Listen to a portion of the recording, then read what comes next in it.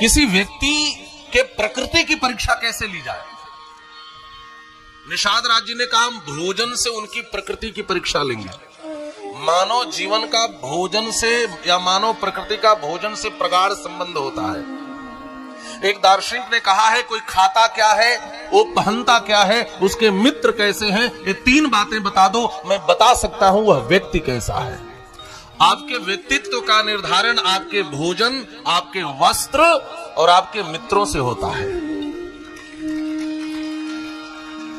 कोई अपद्रव्य का सेवन करने वाला कहे मैं बहुत अच्छा हूं, कोई गलत मित्रों के संग में रहने वाला कहे अच्छा हूं, कोई उल्टा पलटा वस्त्र पहनने वाला कहे मैं अच्छा हूं, तो संभव नहीं है।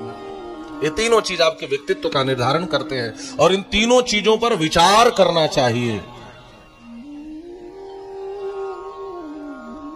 विचार करें। वस्त्र, भोजन और मित्र कैसे होने चाहिए। निषाद राज जी ने भोज्य पदार्थ से ही भरत की प्रकृति के आकलन का मानदंड रखा। निषाद राज जी ने 3 प्रकार के भोज्य सामग्रियों को सजाया।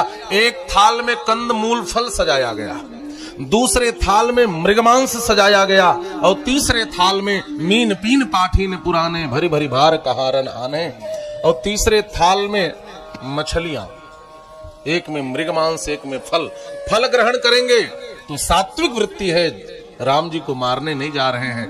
मृगमांस ग्रहण कर लेंगे तो इसका मतलब है रजोगुण है, मार भी सकते हैं छोड़ भी सकते हैं। और लेकिन यदि मछलियों को स्वीकार करेंगे तो तमोगुण है, तामसी वृत्ति है। महाराज मछली को पानी से निकाल दो खुद मर जाती है, और जो मछली जैसे निरीह जीव को भी खा ले, उनसे ज्यादा कठोर कौन हो सकता है। एक बात मैं आपसे पूछता हूं, जहां मुर्दे को जलाया जाता है उस स्थान को आप लोग क्या कहते हैं? जोर से बोलिए। शमशान कहते हैं। और जहां मुर्दे को दफनाया जाए कब्रिस्तान। अच्छा, जहां मुर्दा जलाया जाए वही तो शमशान है, और दफनाया जाए कब्रिस्तान है। अच्छा, आप लोग कभी शमशान से आते हैं तो हाथ पांव धुलते हैं कि नहीं? नहाते हैं, है ना? नहाते होंगे। कंफर्म है जहां मुर्दे को जलाया जाए वो शमशान है, सही है।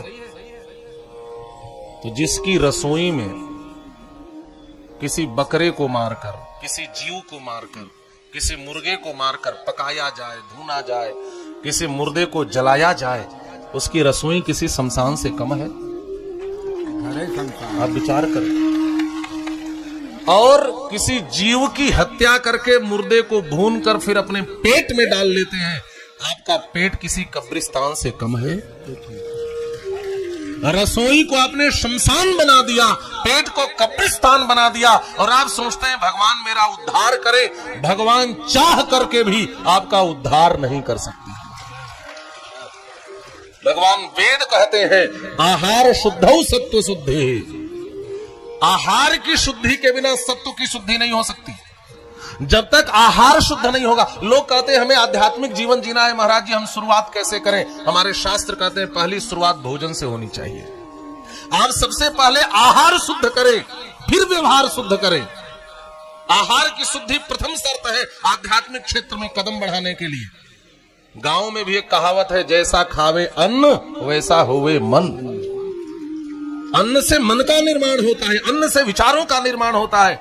शुद्ध आहार होगा तो शुद्ध विचार आएंगे, और शुद्ध विचार होगा तभी शुद्ध व्यवहार होगा। पहली कड़ी है आहार, और आहार शुद्ध है तो विचार भी अशुद्ध है, शरीर भी अशुद्ध है।